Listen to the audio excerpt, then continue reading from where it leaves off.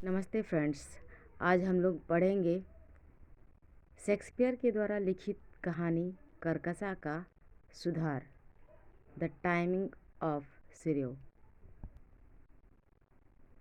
Katharina अमीर घराने की लड़की थी। उसकी आयु 19वें साल की पार कर चुकी थी, किंतु अभी वह कुंवारी थी। उसके साथ की लड़कियों के गौने भी कभी के हो चुके थे, किंतु उसकी अभी सगाई भी नहीं हुई थी। कोई भी लड़का उससे ब्याह करने का साहस न करता। यह बात नहीं कि वह सुंदर नहीं थी। उसकी हरणी जैसी बड़ी बड़ी आँखें, काली आँखें, फूलों से गुलाबी दो होंठ, चाँद सा उसका गोल चेहरा तथा उस पर लटकते हुए घुंघराले बालों को देखकर उसे कुरूप नहीं कहा जा सकता था। फिर भी आज तक किसी लड़के ने उससे विवाह करने का प्रस्ताव नहीं रखा था। इसका एक खास कारण था कि उसके रूप की आड़ में छिपी हुई उसकी चुभीली वाणी उतनी ही कड़वी थी जितना सुंदर उसका रूप। मानो गुलाब की कलियों में छिपकर विषधर सांप बैठा हो। उसके इस दोष के कारण उसका रूप, उसका सौंदर्य तथा उसके पिता की अतुल संपत्ति सब फीके जान पड़ते थे। उसकी जीभ छुरी से भी तेज और कड़ेले से भी कड़वी थी। मोहल्ले की लड़कियां कहती कि देवताओं का प्रकोप है। सहेलियां कहती कि नहीं, उसे अपने रूप पर घमंड है, इसलिए लड़के उससे कतराते थे। बूढ़े उस पर बड़बड़ाते थे तथा मोहल्ले वाले उसे मुंह न लगाते थे। उसका पिता बेपतिस्ता यह सब देखता तो अपना माथा पीट कर रह जाता। लोग उसकी हालत पर तरस खाते, किंतु इस विषय में उसकी कोई मदद नहीं कर पाते। वास्तव में कैथरीना से सब डरते थे। अगर वह अविवाहित रही तो बेपतिस्ता को इसकी रत्ती भर भी अरमान नहीं था। उसे चिंता थी तो उसकी छोटी लड़की के ब्याह की। बड़ी बहन के घर में अविवाहित रहते भला छोटी बहन से विवाह करने को कौन राजी होगा। यही सोच सोचकर बेचारा बेपतिस्ता अपने दुर्भाग्य को कोसता रहता था। वह रोज़ सवेरे जागता तो ईश्वर से प्रार्थना करता, हे भगवान, या तो तू मुझे संतान देता ही नहीं, और अगर दी थी तो उसे मीठी वाणी भी देता। तेरे घर में किसी चीज़ का घाटा नहीं। कोई ऐसा चमत्कार कर दे कि कैथरीना की वाणी सुधर जाए तथा वे किसी भले पुरुष के साथ उसका विवाह रचा सकूं। ईश्वर के कानों तक बेपतिस्ता की यह प्रार्थना पहुंची या नहीं, मगर एक चमत्कार अवश्य हो गया। एक दिन एक मनचला लड़का बेपतिस्ता के पास आया और बोला, मैं आपकी लड़की से विवाह करना चाहता हूँ और जानना चाहता हूँ कि दहेज में आप मुझे कितना रुपया देंगे। पहले सवाल में ही इतनी स्पष्ट और निश्चय की सी बात सुनकर बेपतिस्ता को कुछ भ्रम हुआ कि कहीं यह युवक भूल से तो उसके घर नहीं आ गया, क्योंकि उसे यकीन ही नहीं आता कि कोई भला मानुस उसकी लड़की से विवाह करने का कभी नाम भी ले सकता है। इसलिए बात को वह साफ करने के विचार से उससे पूछा, लड़के, तुम कौन हो, कहाँ से आए हो, और क्या पहले भी मेरी लड़की के विषय में कुछ जानते हो? लड़के ने तत्परता से सिर हिलाकर कहा, जी हाँ, मैं उनके विषय में बहुत अच्छी तरह से जानता हूँ। कैथरीना है और मैं उन्हें अपने दिल की रानी बनाना चाहता हूँ। उनके रूप और सौंदर्य की तारीफ मैंने बहुतेरे को मुँह से सुनी। उन्हीं गुणों से खींचकर सैकड़ों मील की दूरी से यहाँ आया हूँ। बेपतिस्ता को अब भी शक था, शायद युवक भूलकर ऐसी बातें कर रहा है। उसने एक बार लड़के को सिर से पांव तक देखा और पूछा, बेटा तुम्हारा नाम क्या है? लड़के ने एक ही सांस में कह डाला, ओहो, मैंने अपना परिचय देना तो भूल ही गया, माफ़ कीजिएगा। मेरा नाम पेट्रूशियो है और मैं अपने पिता का इकलौता पुत्र हूँ। उनके पीछे उनकी सारी संपत्ति का मैं ही उत्तराधिकारी हूँ। तथा चाहता हूँ कि किसी सुशील लड़की को ही अपना जीवन संगनी बनाऊं। इसी उद्देश्य से ही मैं उनके चरणों में उपस्थित हुआ हूँ। अगर आप मुझे अपनी पुत्री के योग्य समझे तो अपनी स्वीकृति देकर अनुग्रहित करें। बेप्तिस्ता ने कहा, पेट्रुसियो, मैं कैथरीना को बुलाकर उससे तुम्हारा परिचय करवाता हूँ। तुम खुद उससे बात करके देख लो और फिर मुझे बताओ कि ब्याह के संबंध में तुम दोनों का क्या विचार है। अगर तुम दोनों एक दूसरे से संतुष्ट हो सको तो इससे बढ़कर मेरा सौभाग्य क्या हो सकता है। जैसे कोई सफल शिकारी शिकार करने से पहले दिल ही दिल में कई बार सोच लेता है कि वह कब वार करेगा और कब कैसा बचाव, उसी तरह पेट्रुसियो ने भी कैथरीना के आने के पहले दिल में बिठा लिया कि वह कैसे उसका स्वागत करेगा, कब कौन सी बात कहेगा, कब कौन सा प्रश्न करेगा। कैथरीना के कमरे में प्रवेश करते ही वह इस तरह से हड़बड़ा कर उठ खड़ा हुआ जैसे कोई भक्त स्वर्ण की देवी को सहसा समक्ष देखकर हड़बड़ा उठता है तथा बड़ी नम्रता से बोला, आओ मेरी मन की रानी, मैं कब से तुम्हारा राह में पलके बिछाए बैठा हूँ। कैथरीना ने शेरनी की भांति गरज कर कहा, बंद करो बकवास, बताओ मुझे तुमने किस लिए यहाँ बुलाया है। पेट्रुसियो ने कहा, ऐसा बहाना किया कि जैसे वह मीठे शरबत की घूंट भर रहा हो तथा आनंद विभोर होते हुए उसने कहा, सुभाषिनी, तुम्हारी अमृत मधुर इस वाणी को सुनकर पूरे संसार से हिंसा होने लगी है। मैं चाहता हूँ कि तुम्हारे एक एक अल्फाज को कानों से पी जाऊं। रानी, धीरे धीरे बोलो, कहीं तुम्हारे कोमल होठों को दर्द ना होने लगे। यह सुनकर कैथरीना ने गुस्से से माथे पर त्योरियां चढ़ा ली और घूर कर उस बकवासी की तरफ देखने लगी। पेट्रुसियो को इसका इरादा भी स्वाद लेते हुए कहा, इतना रूप, इतना सौंदर्य, लोग तभी तुम्हारे रूप की तारीफ किया करते हैं। खुशामद की सीमा हो चुकी इन अंतिम वचनों को सुनते ही कैथरीना खिलखिलाकर हंस पड़ी। यह उसकी पहली हार थी। दूर खड़े बेप्तिस्ता ने देखा कि पहली बार ही उसकी कैथरीना किसी युवक के सामने मुस्काई है तथा उससे घुल मिलकर बातें कर रही है। यह देखकर उसके आनंद की हद नहीं रही और कहीं यह दृश्य सपना न हो जाए, यह सोचकर उस भक्त बाजे और शहनाइयाँ बुलाकर पेट्रुसियो के साथ कैथरीना का विवाह कर दी। यह पेट्रुसियो की पहली जीत थी। यह सब अनायास ही नहीं हो गया। इसके लिए पेट्रुसियो को बहुत ही तपस्या करनी पड़ी थी। वह दूर देश का एक परदेशी था तथा अपने व्यंगों तथा खुशमिजाजी के लिए प्रांत भर में मशहूर था। उसने कैथरीना के चिड़चिड़ेपन और कैंची की जुबान के विषय में बहुतों की जबान से सुना था। वह यह सहन नहीं कर सकता था कि इतने सौंदर्य की स्वामिनी युवती इतनी बदमिजाज हो। तभी उसने प्रतिज्ञा की कि अगर वह ब्याह करेगा तो कैथरीना से ही करेगा और ब्याह भी जबकि वह स्वयं उसके लिए आंसू न बहावे, उसे याद करेगी। इसके लिए उसने अपनी सारी कला, अपनी सारी खुशमिजाजी तथा अपनी सारी हाजिर जवाबी को लगा देने की ठान ली थी। वह कैथरीना के प्यार को जीतने के लिए घर से निकल पड़ा।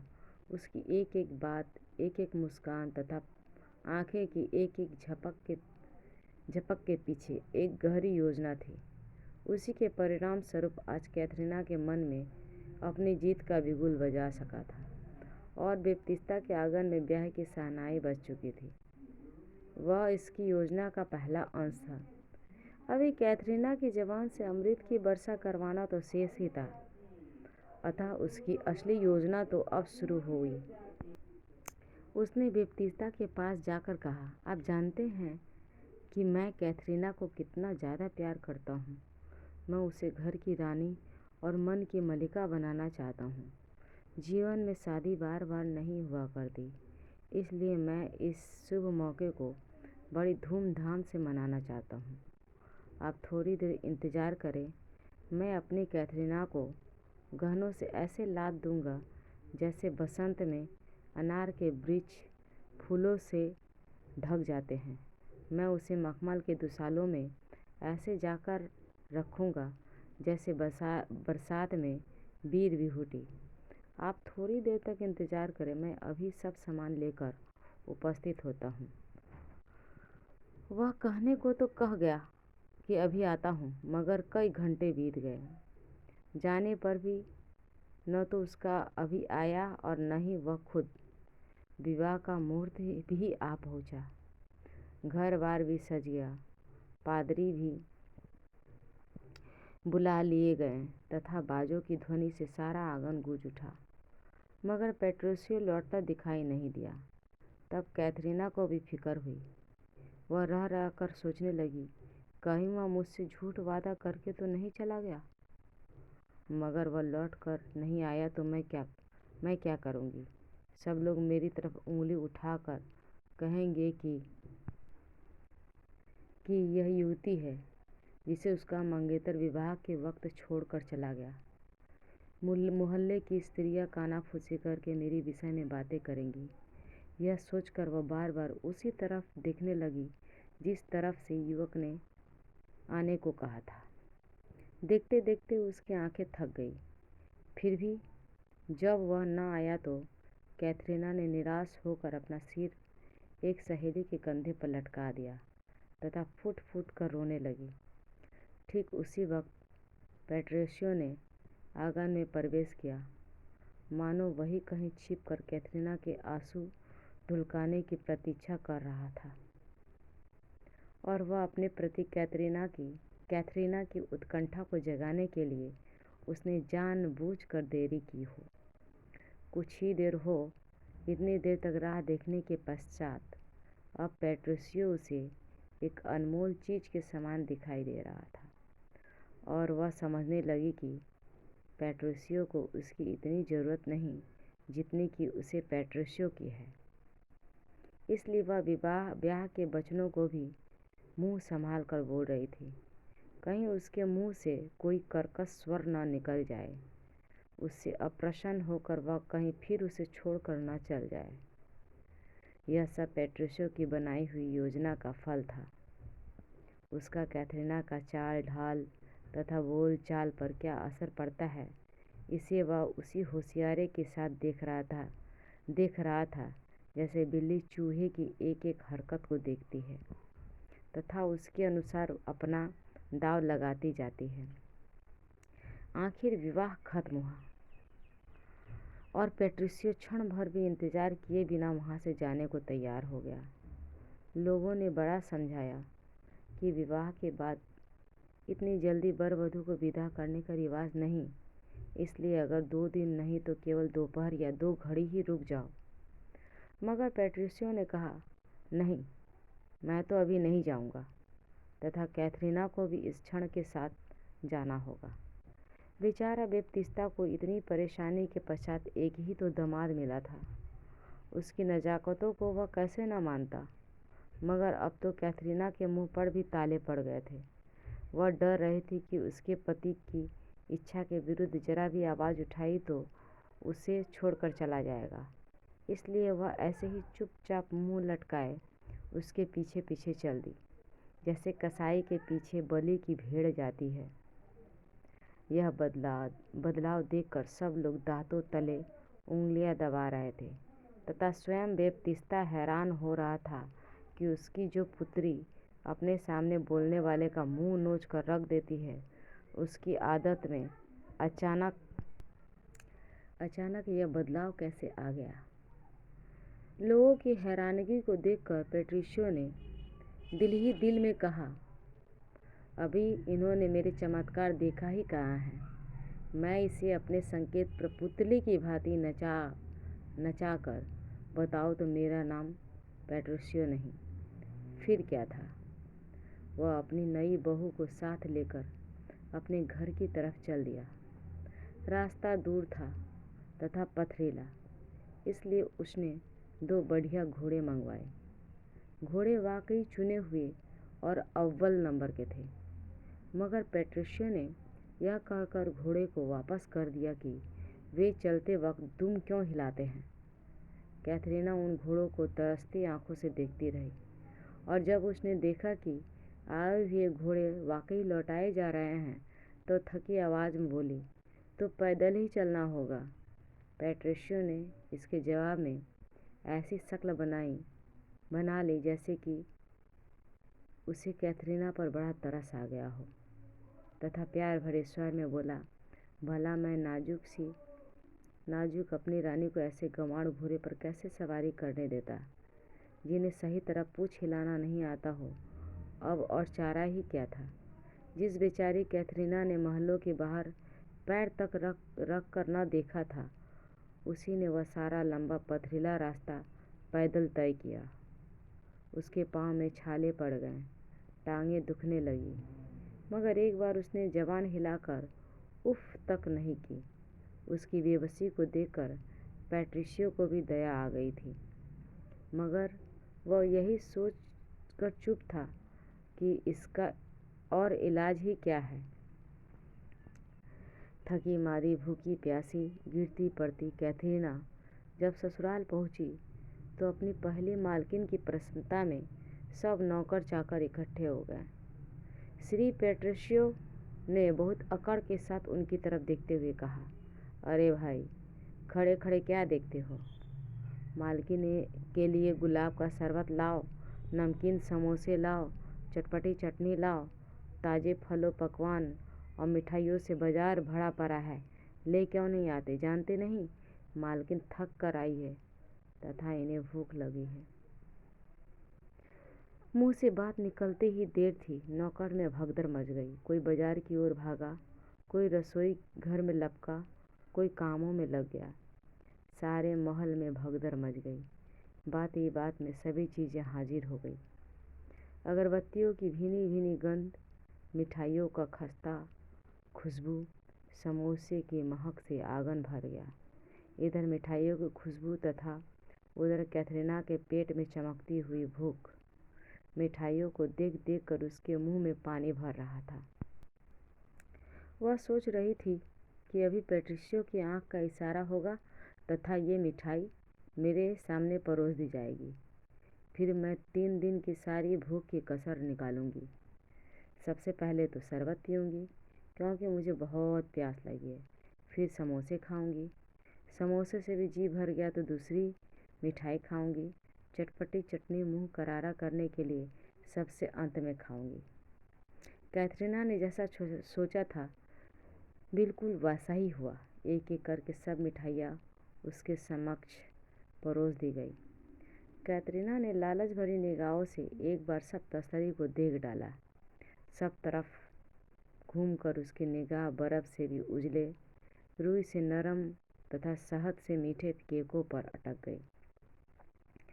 वह उन्हीं की तरफ टकटकी लगाकर देख रही थी। शायद एक केक उठाकर खाने के लिए मुंह खोल रही थी कि उसे थाल से गिरने की झन सी आवाज़ सुनाई दी। उसने चौंक कर देखा तो शरबत का मर्तबान फर्श पर लुढ़का पड़ा है तथा पेट्रिशियो आंखें लाल करके एक नौकर को कह रहा है, इससे अच्छा कि जोहड़ का जल लाकर गिलास में भर दो। कैथरीना को देखते देखते ही नौकर शरबत का बर्तमान उठाकर ले गए। यह तो बेचारी सूखे ओंठ को जीभ से चाट कर रह गई तथा कुछ न कह सकी। केक पेस्ट्री की चाशनी पतली है। केक पेस्ट्री में चांदी का वर्क नहीं लगाए गए हैं। मिठाई के टुकड़े एक से नहीं कटे। चटनी का रंग बिल्कुल हरा क्यों नहीं है? पकवान कच्चे रह गए हैं। कैथरीना को देखते देखते मिठाइयों की प्लेटें कुत्तों के समक्ष फेंकवा दी गई। उनकी महक से उसकी भूख को और भी भड़का दिया था। उसका बस चलता तो कुत्ते के मुंह से छीन कर समोसे भी खा जाती, मिट्टी के से सने केक उठाकर चबा जाती, लेकिन शर्म के मारे बेचारी कुछ न कर सकी।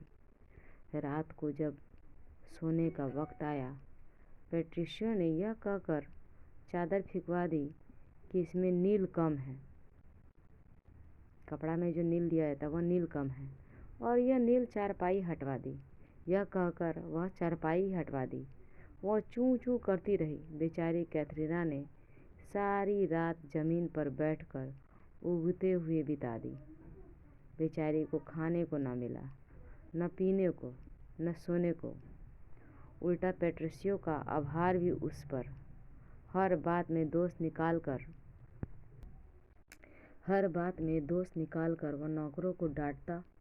और फूलों सी नाजुक तुम्हारी मालकिन क्या ऐसी घटिया चीज़ें खा सकती है? उसके पेट में कीड़े होने लगेंगी, उसका गला बिगड़ जाएगा। ले जाओ इन वस्तुओं को और शाही खाने तैयार करके लाओ।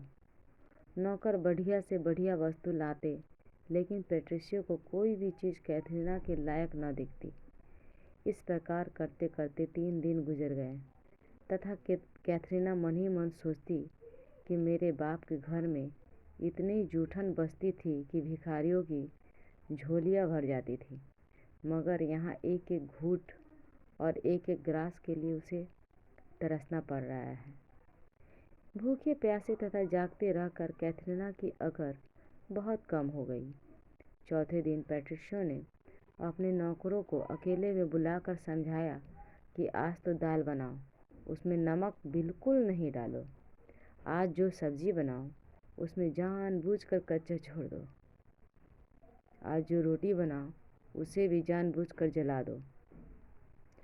चौथे दिन जब थालियाँ परोसी गई तो पेट्रिसियो और नौकरों की तारीफ किए न थकता। वह जिस वस्तु को हाथ लगाता उसी की तारीफ के पुल बांध देता। वाह वाह, आज साग बना है, जी चाहता है कि उंगलियां भी काट कर खा जाऊं। दाल में नमक मिर्च इतना बेहतरीन है कि पुडिंग स्वादिष्ट बन गई है। चपातियाँ तो जैसे आग पर पकाई हुई दिखती ही नहीं, मानो चाँद की चांदनी में पकाई हो तथा तारों की अंगारों पर सेकी हो। सिकने का चिन्ह तक नहीं है। यह कहकर वह एक एक चीज़ बड़े आदर के साथ कैथरीना के समक्ष रखता जाता। ऐसी बातें करता जाता कि मानो उसे ऐसी सौगात उसने संसार में आज तक नहीं देखी ही नहीं। नखरे वाले कैथरीना के लिए भी आज ये चीज़ें किसी सौगात से कम नहीं थी। जब पेट्रिसिया ने साग तथा भाजी का थाल उसकी तरफ बढ़ाया तो कैथरीना ने उसे भगवान का प्रसाद समझ लिया। वह जानती थी कि रोटियां जली हुई है, यह देख रही थी कि सब्जी भी कच्ची है, फिर भी उसने सौभाग्य समझकर उसे ले लिया। वह जानती थी कि उसने किसी वस्तु में तनिक भी दोष निकाला तो पेट्रिसियो खाने को कुत्ते के समक्ष फिंकवा देगा। जो कैथरीना माँ बाप के घर में भली चंगी चीज़ों में भी दोष निकालकर हजारों नखरे करती थी, वही अब 100 200 से भरे खाने को सौगात समझकर खा रही थी। अब वह पेट्रिसियो की बात में जरा भी नहीं करती। उसे पता था कि नहीं करने का मतलब भूखों मरना, प्यासे तरसना, बिना सोए रातें काटना। वह उसके संकेतों पर नाचने वाली पुतली बन गई थी। अंत में एक दिन कैथरीना के घर में एक न्योता आया, इनविटेशन। उसकी छोटी 2 बहनों का विवाह था। पेट्रिसियो ने झटपट स्वीकार कर लिया तथा कैथरीना को तैयार होने को कहा। पेट्रिसियो को अभी शक था कहीं माँ बाप के घर जाकर फिर न बिगड़ उठे। यह सोचकर उसने कैथरीना के लिए बढ़िया से बढ़िया गहने और कीमती से कीमती सूट सिलवाने का आदेश दे दिया। अब दर्जी कपड़े सीकर लाया तो उन्हें देखकर कैथरीना की आंखें प्रसन्नता से चमकने लगी। लेकिन पेट्रिसियो को एक भी वस्त्र पसंद नहीं आया। वह हर एक में दोष निकाल कर कहने लगा, ब्लाउज का रंग बहुत तेज है, उससे कैथरीना की सुंदरता छिप जाएगी। स्कर्ट का किनारा हल्का है, वह कैथरीना के सुंदर मुख के समक्ष ऐसा लगता है जैसे सोने में तांबा जड़ दिया हो। इस प्रकार वह हर वस्त्र में कुछ न कुछ दोष निकालकर पैट्रिशियो ने उन्हें कूड़े में फेंकवा दिया था। बेचारी कैथरीना डर रही थी कि कहीं वह हीरे जवाहरात के जड़ाऊ जेवर भी न फेंकवा दे। यह सोचकर वह गहनों से लिपट गई। पैट्रिशियो भी तो यही चाहता था। अब उसे यकीन हो गया कि वह उसके कहने से भी बाहर कभी न आएगी। तब तक वह ससुराल की तरफ चला। वह कैथरीना की छोटी बहनों की शादियां बड़ी धूमधाम से हुई। वे दोनों भी बड़े ठाठ से वहां अतिथि बनकर गए। एक दिन जब दोनों नए दूल्हे तथा पैट्रिशिया भी इकट्ठे ही बैठे थे तो पत्नियों की बातें चल पड़ी। नए दूल्हे में से एक ने बड़े घमंड से कहा, मेरी पत्नी तो आज्ञाकारी है। मैं कह दूँ तो वह आग में कूदने के लिए भी तैयार हो जाएगी। दूसरे नए दूल्हे ने कहा, भाई तुम्हारी पत्नी तो सिर्फ आज्ञाकारी है, मेरी बहू तो बिल्कुल सती सावित्री है। मैं एक संकेत कर दूँ तो अपने प्राण देने के लिए तैयार हो जाएगी। सबकी बातें सुनकर पैट्रिशियो को रहा नहीं गया। वह भी बोला, भाई मेरी कैथरीना कितनी तीखी आदत की स्त्री है। उन्होंने पैट्रिशियो को चिढ़ाने के लिए कहा, तो चलो आज ही आजमाइश हो जाए। जिसकी पत्नी सबसे ज़्यादा आज्ञाकारी निकले वह जीता, समझो। दूल्हों ने कहा, 1000 रुपये की शर्त लगी। अब शर्त लग गई तथा तीनों ने अपनी अपनी पत्नियों को उसी समय आने के लिए बुलवा भेजा। पहले दूल्हे की पत्नी सिर पीड़ा का बहाना बनाकर न आई। दूसरे दूल्हे की पत्नी ने कहला भेजा कि मैं अभी नहा कर आती हूँ। बिखरे बालों से देवर जेठों के समक्ष कैसे आऊँ?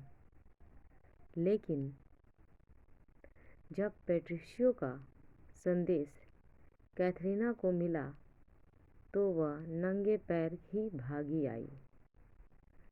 भला अब भी वह न आती तो पैट्रिशियो की सारी मेहनत किस काम आती। पैट्रिशियो 2000 रुपये की शर्त जीत गया। कैथरीना के भाव में आकाश पाताल का यह फर्क देखकर ससुराल के लोग हैरान थे। तो फ्रेंड्स, ये थी कहानी विलियम शेक्सपियर की कहानी थी कर्कशा का सुधार। किस तरह से पैट्रिशियो ने अपनी पत्नी कैथरीना की नीम जैसी कड़ीली आवाज़ को सुधारा। और मेरा नाम है चंदा श्रीवास्तव। आपको अगर शेक्सपियर की कहानी अच्छी लगती है तो हमें लाइक, कमेंट, शेयर, सब्सक्राइब करें ताकि मैं आप लोगों के लिए और भी अच्छी अच्छी कहानी प्रस्तुत करूं।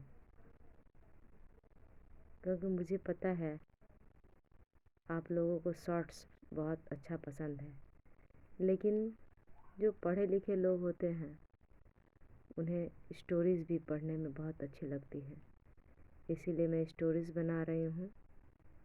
आपको हमारी स्टोरीज़ कैसी लगती हैं कृपया चैनल में कमेंट्स करके अवश्य बताएं और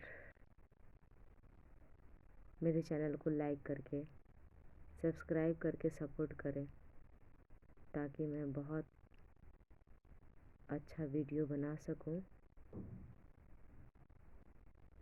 फिर मिलते हैं। अगर कहानी अच्छी लगे तो बताएं अवश्य, मैं फिर दूसरी कहानी लेकर आऊँगी। धन्यवाद, नमस्कार।